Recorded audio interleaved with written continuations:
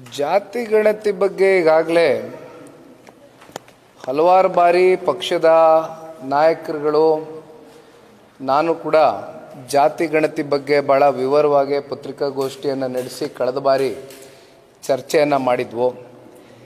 ಆದರೆ ಇತ್ತೀಚೆಗಷ್ಟೇ ನವದೆಹಲಿಗೆ ಈ ರಾಜ್ಯದ ಮುಖ್ಯಮಂತ್ರಿಗಳು ಭೇಟಿ ಕೊಟ್ಟಂಥ ಸಂದರ್ಭದಲ್ಲಿ ಕಾಂಗ್ರೆಸ್ನ ಹೈಕಮಾಂಡ್ ಜೊತೆ ಕೂತು ಚರ್ಚೆ ಮಾಡಿದಾಗ ಏನು 165 ಕೋಟಿನೋ 180 ಕೋಟಿಯಷ್ಟು ಹಣಕಾಸನ್ನು ವೆಚ್ಚ ಮಾಡಿ ಕಳೆದ 10 ವರ್ಷ ಹಿಂದೆ ನಡೆಸಿರ್ತಕ್ಕಂಥ ಈ ಒಂದು ಜಾತಿ ಗಣತಿನ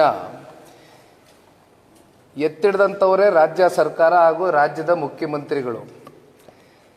ಈಗ ಒಂದು ಕಡೆ ಜಾತಿ ಗಣತಿ ಮಾಡಬೇಕು ಅಂತಕ್ಕಂಥದ್ದು ನಿರ್ಧಾರ ತೀರ್ಮಾನ ಈಗಾಗಲೇ ಕೇಂದ್ರ ಸರ್ಕಾರ ಕೈಗೆತ್ಕೊಂಡಾಗಿದೆ, ಒಂದು ಕಡೆ ಅದು ಮಾಡ್ತಾ ಇದೆ.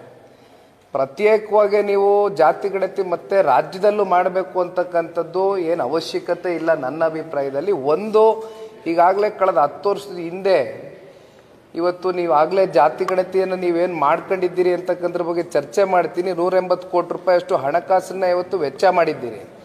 ಮತ್ತೆ ಪುನಃ ಅದರ ಮೇಲೆ ಇವತ್ತು ಜನಗಳ ಒಂದು ಏನು ತೆರಿಗೆ ಮೂಲಕ ಕಟ್ತಕ್ಕಂಥ ಈ ಒಂದು ಹಣ ಮತ್ತೆ ಖರ್ಚು ವೆಚ್ಚ ಮಾಡಿ ಎಷ್ಟರ ಮಟ್ಟಕ್ಕೆ ನೀವು ಈ ಜಾತಿ ಗಣತಿನ ಸರಿಯಾಗಿ ಮಾಡ್ತೀರಾ ಅಂತಕ್ಕಂಥದ್ದು ಪ್ರಶ್ನೆ ಈಗಾಗಲೇ ಉದ್ಭವ ಆಗಿದೆ.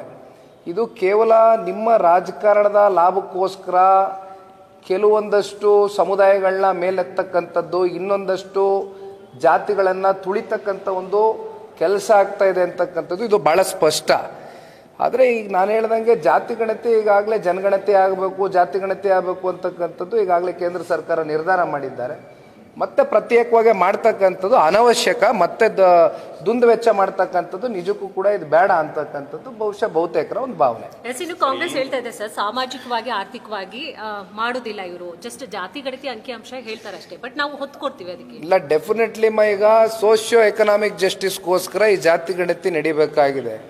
ಬಟ್ ಅಂತಿಮವಾಗಿ ಇಲ್ಲಿ ಯಾರ ಸೋಷಿಯೋ ಎಕನಾಮಿಕ್ ಜಸ್ಟಿಸು ಕೂಡ ಆಗ್ತಾ ಇಲ್ಲ. ಇಲ್ಲಿ ಆಗ್ತಾ ಇರ್ತಕ್ಕಂಥದ್ದು ಓನ್ಲಿ ಪೊಲಿಟಿಕಲ್ ಅಜೆಂಡಾನ ಮುಂದಿಟ್ಕೊಂಡು ನಿಮ್ಮ ರಾಜಕಾರಣದ ಮುಂದಿನ ಭವಿಷ್ಯವನ್ನು ಕಟ್ತಕ್ಕಂಥದ್ದಕ್ಕೆ ಇವತ್ತು ಕೆಲವೊಂದಷ್ಟು ಬಹುಸಂಖ್ಯೆಯ ಜಾತಿಗಳನ್ನ ಕಮ್ಮಿ ತೋರಿಸ್ತಕ್ಕಂಥದ್ದು, ಮತ್ತು ಕೆಲವೊಂದಷ್ಟು ಜಾತಿಗಳನ್ನ ನೀವು ಮೇಲೆತ್ತಕ್ಕಂಥ ಕೆಲಸ ಮಾಡ್ತೀರಿ ಅಂತಕ್ಕಂಥದ್ರೆ ಇದು ನಿಜಕ್ಕೂ ಕೂಡ ಪ್ರತಿಯೊಬ್ಬರ ಮನಸ್ಸಿನಲ್ಲೂ ಕೂಡ ಪ್ರಶ್ನೆ ಅಂತೂ ಉದ್ಭವ ಆಗಿದೆ. ಜಾತಿ ಗಣತಿ ಸೋಷಿಯೋ ಎಕನಾಮಿಕ್ ಜಸ್ಟಿಸ್ಗೋಸ್ಕರ ಮಾಡಬೇಕಾಗಿದೆ, ಆದರೆ ಇದರ ಹಿಂದಿನ ಉದ್ದೇಶ ದುರುದ್ದೇಶ ಬೇರೆ ಅಂತಕ್ಕಂಥದ್ದು ಬಹಳ ಸ್ಪಷ್ಟ.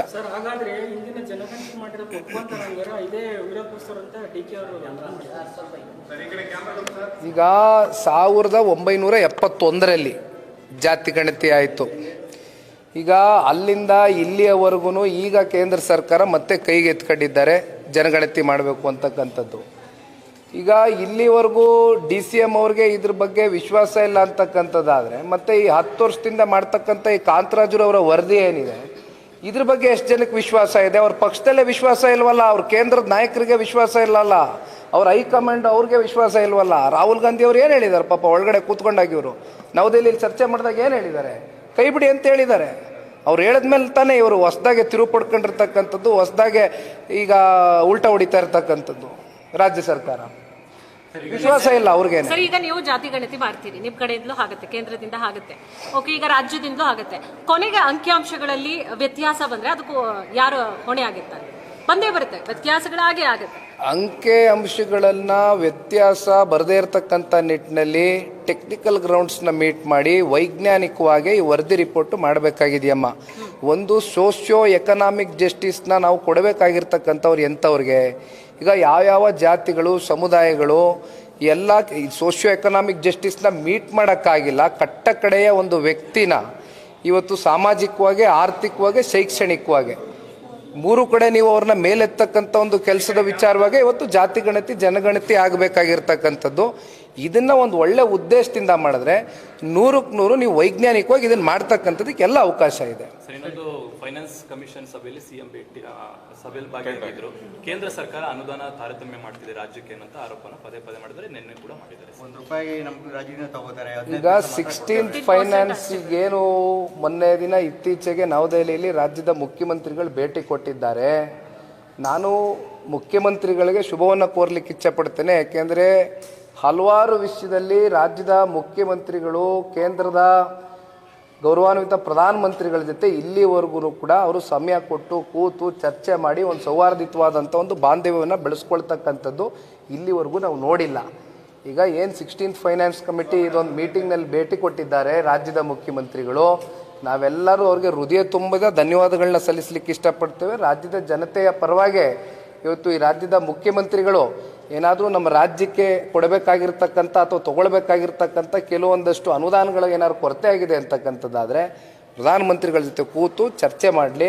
ನಾವು ಕೂಡ ಅವ್ರ ಜೊತೆ ನಿಂತು ಸನ್ಮಾನ್ಯ ಕುಮಾರಣ್ಣವರು ಈ ವಿಚಾರದಲ್ಲಿ ಸಹಕಾರವನ್ನು ಕೊಡ್ತೇವೆ ಅಂತಕ್ಕಂಥ ಬಹಳ ಸ್ಪಷ್ಟವಾಗಿ ಅನುದಾನ ಕಡಿಮೆ ಮಾಡಿಸಿದ್ದಾರೆ ಕರ್ನಾಟಕಕ್ಕೆ, ಇದು ರಾಜಕೀಯ ಅನ್ನುವಂಥ ಮಾತುಗಳನ್ನು ಸಿಎಂ ಹೇಳ್ತಾರೆ. ಕೂತು ಚರ್ಚೆ ಮಾಡಬೇಕಲ್ಲ ಸರ್, ಕೂತು ಚರ್ಚೆ ಮಾಡ್ಕೊಂಡು ಆಮೇಲೆ ಒಂದು ಚೌಕಟ್ಟಿನಲ್ಲಿ ಕೂತು ಚರ್ಚೆ ಮಾಡಬೇಕಾಗ್ತದೆ. ಯಾಕೆಂದರೆ ಎರಡು ಅತ್ಯಂತ ಉನ್ನತವಾದಂಥ ಒಂದು ಸ್ಥಾನ, ಪ್ರಧಾನಮಂತ್ರಿ ಅಂತಕ್ಕಂಥದ್ದು ಮುಖ್ಯಮಂತ್ರಿಗಳು ಇಬ್ಬರು ಅತ್ಯಂತ ಉನ್ನತವಾದಂಥ ಸ್ಥಾನದಲ್ಲಿ ಕೂತಿದ್ದಾರೆ.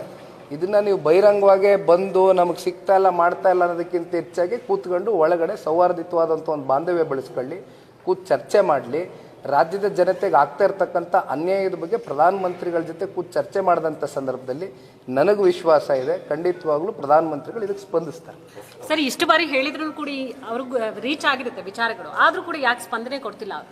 ಈಗ ಗೊತ್ತಿರುತ್ತೆ 4.5 ಲಕ್ಷ ಕೋಟಿ ಖರ್ಚು ಮಾಡ್ತಾ ಇದ್ದಾರೆ, ತೆರಿಗೆ ಕೊಡ್ತಾ ಇದ್ದಾರೆ, ಅದ್ರಲ್ಲಿ 15% ಸಿಗ್ತಿದೆ ಅಂತ ಹೇಳಿ ಎಲ್ಲ ಮುಂದಕ್ಕೆ ಸ್ಪಂದನೆ ಸಿಗುತ್ತೆ ಬಾಮ್ಮ, ಸಿಗುತ್ತೆ. ಇಲ್ಲಿವರೆಗೂ ಏನು ಸಿಕ್ಕಬೇಕಾಗಿದೆ ಸಿಕ್ಕಿದೆ, ಮುಂದಕ್ಕೆ ಏನು ಸಿಗಬೇಕು ಸಿಗುತ್ತೆ. ನಾವು ಇದ್ದೇವೆ ಜೊತೆಯಲ್ಲಿ, ಕುಮಾರಣ್ಣವರಿದ್ದಾರೆ, ರಾಜ್ಯದ ಪರವಾಗಿ ಪ್ರತಿನಿಧಿಸ್ತಾ ಇದ್ದಾರೆ, ಕೇಂದ್ರದಲ್ಲಿ ಸಚಿವರಾಗಿದ್ದಾರೆ, ಕ್ಯಾಬಿನೆಟ್ ಅಲ್ಲಿ ಮಿನಿಸ್ಟರ್ ಇದ್ದಾರೆ.